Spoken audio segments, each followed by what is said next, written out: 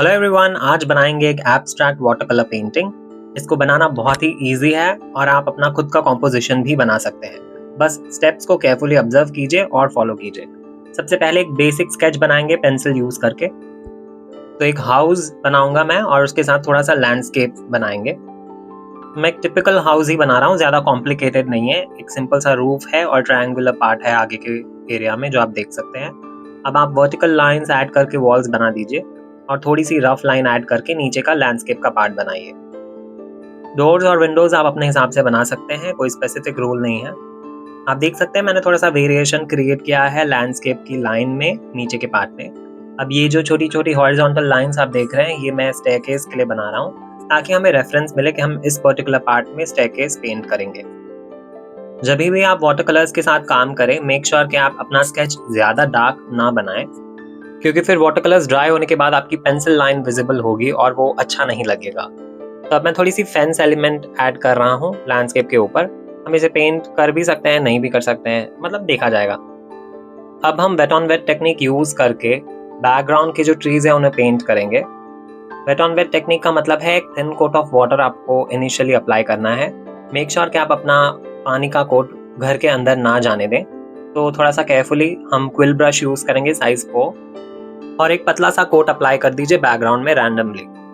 मुझे इस बार masking tape नहीं अप्लाई करनी थी क्योंकि मुझे सीनरी बहुत ही एब्स्ट्रैक्ट फॉर्म में चाहिए।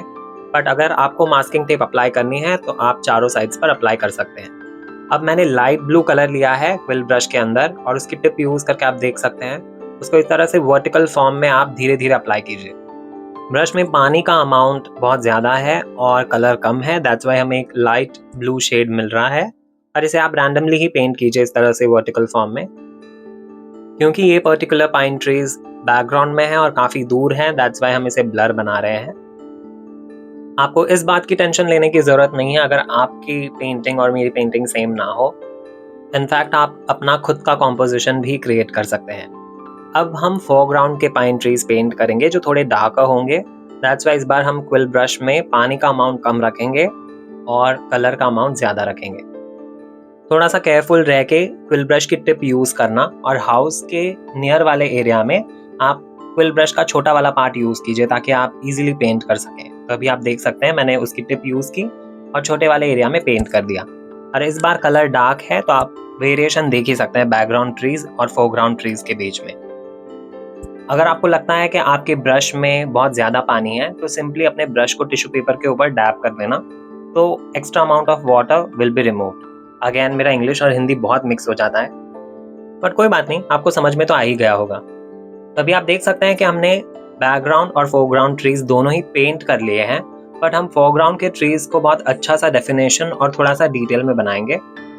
उससे पहले अगर आपको लगता है कि आपको थोड़ा सा और डार्क कलर अप्लाई करना है तो आप कर सकते हैं, क्योंकि पेपर अभी भी वेट है। तो आप अपना क्विल ब्रश यूज करके, बेसिकली उसकी टिप यूज करके इस पर्टिकुलर एरिया में डार्क कलर अप्लाई कर सकते हैं। अगर आपके पास क्विल ब्रश नहीं है तो आप राउंड ब्रश भी यूज कर सकते हैं। अब हम थोड़ी सी डिटेल्स ऐड करेंगे इन पाइन ट्रीज में, जो करने में आपको बहुत मजा आएगा। अब आपको एक राउंड ब्रश लेना है ऑफ साइज 2 और डिटेल्स ऐड करना बहुत ही ईजी है। आपको राउंड ब्रश की टिप यूज करनी है, उसमें डार्क ब्लू कलर अगेन ले लीजिए। मेक श्योर के कलर ज़्यादा हो और पानी कम। अगर आपको लगता है कि आपके ब्रश में पानी ज़्यादा है तो उसे सिंपली टिश्यू पेपर के ऊपर डैप कर दीजिए। अब आपको छोटे छोटे स्ट्रोक्स बनाने हैं। टॉप मोस्ट पार्ट से स्टार्ट कीजिए। पहले एक वर्टिकल लाइन ले लीजिए। अब छोटे छोटे स्ट्रोक्स बनाना शुरू कीजिए। जैसे जैसे आप नीचे की तरफ आते हैं स्ट्रोक्स की साइज को धीरे धीरे बढ़ा दीजिए। बहुत ईजी है, बिल्कुल भी डिफिकल्ट नहीं है। आपको देखने में भी ऐसा लग रहा होगा कि डिफिकल्ट है, बट आप प्रैक्टिस करेंगे वैसे वैसे इम्प्रोवाइज हो जाएगा।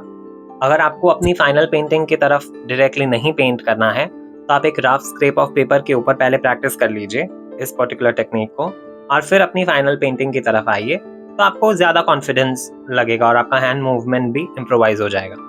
अब कुछ सटल मैं स्ट्रोक्स क्रिएट कर रहा हूँ राइट हैंड साइड पे, थोड़ा सा डेंस फॉरेस्ट दिखाने के लिए, और सिमिलर टेक्निक्स यूज करके हम बाकी की पाइन ट्री को भी पेंट कर देंगे।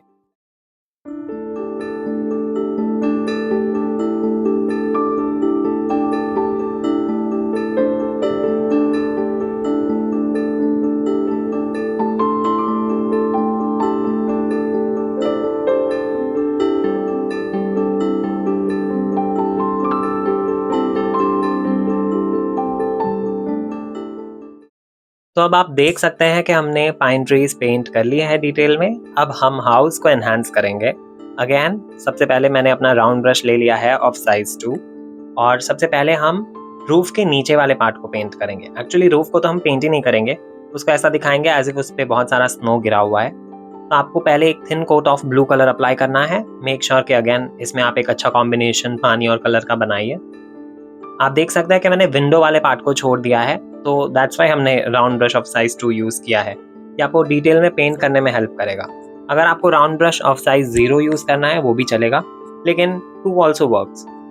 तभी आप देख सकते हैं मैंने एक छोटा सा शेड डिफरेंस क्रिएट किया है, और मैं डार्कर कलर ऊपर अप्लाई कर रहा हूँ, जिसमें मैंने ब्रश में बहुत कम पानी लिया है। तो हम डार्कर कलर ऊपर के पार्ट में इसलिए अप्लाई कर रहे हैं ताकि हम शैडो इफेक्ट क्रिएट कर सकें, और एक अच्छा सा ग्रेडियंट इफेक्ट भी मिल जाएगा पूरे हाउस को। तो आप शेड का डिफरेंस तो ऑलरेडी देख ही रहे हैं, और आप ऑब्जर्व कर सकते हैं कि फ्रंट वाली वॉल जो ट्रायंगुलर रूफ के साथ है और साइड वाली वॉल जो लेफ्ट हैंड साइड पे है, उसमें काफ़ी हमने अच्छा सा डिफरेंस क्रिएट कर लिया है। तो जो साइड लेफ्ट हैंड साइड पे वॉल है वो थोड़ी सी लाइटर है, तो उसका डोर हम डार्क पेंट कर देंगे। तो आप डार्क ब्लू कलर ले लीजिए, ब्रश के अंदर बहुत ही कम पानी रहना चाहिए, और इस तरह से रेक्टेंगुलर शेप पेंट कर दीजिए। अगर आपको लगता है कि पानी बहुत ज़्यादा है तो अगेन टिश्यू पेपर के ऊपर डैब कर देना। देखो, अगर वाटर कलर्स के साथ काम कर रहे हो तो आपको टिश्यू पेपर तो साइड बाय साइड रखना ही चाहिए, क्योंकि कभी भी आपको ज़रूरत पड़ सकती है कि कभी भी आपको पानी का अमाउंट ज़्यादा या कम करना पड़ सकता है। ये फिर भी बहुत ही बेसिक पेंटिंग है, कोई बहुत ज़्यादा कॉम्प्लेक्स और कॉम्प्लिकेटेड पेंटिंग नहीं है, तो चल जाएगा। बट जब आप एक बहुत ही कॉम्प्लेक्स पेंटिंग बनाते हैं तब आपको टिश्यू पेपर तो डेफिनेटली रिक्वायर्ड है। अब मैंने थोड़ा सा पर्पल और ब्लू मिक्स किया है, ज़्यादा पर्पल है कम ब्लू है, और वही क्विल ब्रश यूज़ करके मैंने नीचे एक बढ़िया सा ग्रेडियंट इफेक्ट दे दिया है। और इसको आप रैंडमली पेंट कीजिए, कोई स्पेसिफिक रूल नहीं है, बिल्कुल टेंशन लेने की ज़रूरत नहीं है। डार्कर टोन्स आप इस तरह से स्टोन के फॉर्म में कहीं भी रैंडमली अप्लाई कर सकते हैं। तो डार्कर कलर आपको तभी अचीव होगा जब आपका पानी का अमाउंट ब्रश में बहुत कम होगा। आप देख सकते हैं कलर अभी भी स्प्रेड होगा, क्योंकि ऑलरेडी पानी का अमाउंट है पेपर सरफेस के ऊपर, मतलब बेसिकली पेपर वेट है अभी भी। तो आप अच्छा सा इफेक्ट क्रिएट कर सकते हैं।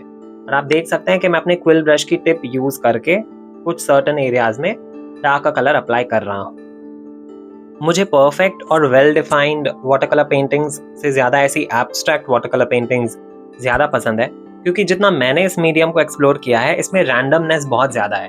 आपको कभी भी इसमें बहुत ही बढ़िया सा आउटपुट मिल जाएगा और आपको पता भी नहीं चलेगा। तो लैंडस्केप का बैकग्राउंड पेंट करने के बाद हम क्या करेंगे कि राउंड ब्रश में थोड़ा सा सटल ब्लैक कलर लेंगे, जिसमें अगेन पानी बहुत ज़्यादा कम है, और इस तरह से हॉरिजॉन्टल स्ट्रोक्स अप्लाई कर दीजिए। आप देखेंगे कि कलर थोड़ा थोड़ा स्प्रेड होगा, पर कोई प्रॉब्लम नहीं है, इट इज़ एब्सोल्युटली फाइन। अब आप बीच में थोड़ा सा ब्रेक लीजिए और फिर से हॉरिजॉन्टल स्ट्रोक्स अप्लाई कीजिए बॉटम पार्ट पे। इसको एकदम परफेक्ट बनाने की ज़रूरत नहीं है, कहीं कहीं पे कलर छूट भी जाएगा तो कोई प्रॉब्लम नहीं है। ये एब्स्ट्रैक्ट पेंटिंग है और ये ऐसी ही होती है। कुछ कुछ लैंडस्केप के पार्ट में आप ऊपर वाले पार्ट में basically solid black colour apply कर सकते हैं। अब मैं ब्लैक इंक यूज़ करूँगा। मैं एक मार्कर यूज़ कर रहा हूँ फ्रॉम आर्टलाइन। इसकी टिप 0.8 है, और इससे हम हाउस के कुछ एलिमेंट्स को एनहांस कर देंगे। ये आप डिटेलिंग ब्रश से भी कर सकते हैं, लेकिन मार्कर से ज़्यादा कन्वीनियंट है। मैं वॉल्स को भी थोड़ा सा डिफाइन कर दूंगा। अब जब आपका 90% ऑफ द पेंटिंग डन है, आप बिल्कुल अपने हिसाब से कहीं भी कोई भी एडिशनल एलिमेंट्स ऐड कर सकते हैं अपने हिसाब से। हमने जो शुरुआत में फेंसिंग ड्रॉ की थी, जिनको हमने पेंट नहीं किया, उसको हम राइट हैंड साइड पे ड्रॉ कर देंगे। तो कोई स्पेसिफिक रूल नहीं है, आप इन पर्टिकुलर पेंटिंग्स में कभी भी एक्सपेरिमेंट कर सकते हैं और एलिमेंट्स कहीं भी कैसे भी ऐड कर सकते हैं। अब मैं एक लास्ट इफेक्ट दे दूंगा पेंटिंग को, जो इसे बहुत ही ज़्यादा अट्रैक्टिव और एलिगेंट बना देगी। क्योंकि ये एक एब्स्ट्रैक्ट पेंटिंग है, तो इसमें हम एक बहुत ही बढ़िया सा एब्स्ट्रैक्ट इफेक्ट देंगे, जहाँ पे हम थोड़ा सा कलर स्प्लैटर करेंगे। तो उससे पहले मैं डिटेलिंग ब्रश से थोड़ी सी ग्राउंड लाइन के पास इन स्टोन्स को एनहांस कर देता हूँ। थोड़ा सा ब्लैक कलर ले लीजिए और इन पर्टिकुलर स्टोन्स पे अप्लाई कर दीजिए। सॉरी, मुझे लगा वो वाला स्टेप है अभी, बट कोई बात नहीं, बाद में करते हैं। तो मैं again detailing brush off size 2 use कर रहा हूँ, राउंड ब्रश बेसिकली, और उससे स्टेयरकेस वाले एरिया को थोड़ा सा मैंने एनहांस कर दिया। आप देख सकते हैं कुछ रैंडम स्ट्रोक्स ऐड करके, ताकि थोड़ा सा वेल डिफाइंड दिखे। आप अपने हिसाब से चेक कर लीजिए जहाँ जहाँ पे आपको डिटेल्स ऐड करनी है, या रैंडम स्ट्रोक्स अप्लाई करने हैं पूरे लैंडस्केप एरिया में या बैकग्राउंड या फोरग्राउंड के ट्रीज में, आप कर सकते हैं अपने हिसाब से। अब आ गया मेरा फेवरेट स्टेप, थोड़ा सा पर्पल और ब्लू ले लीजिए, क्विल ब्रश में थोड़ा सा पानी ले लीजिए। अब ब्रश के ऊपर फिंगर को टैप करके इस तरह से थोड़ा सा कलर स्प्लैटर कर दीजिए और हमारी पेंटिंग रेडी है। आई होप आपको प्रोसेस अच्छा लगा हो, कमेंट करके ज़रूर बताना आपको कैसा लगा। मिलते हैं नेक्स्ट आर्ट ट्यूटोरियल में, टिल देन हैप्पी पेंटिंग।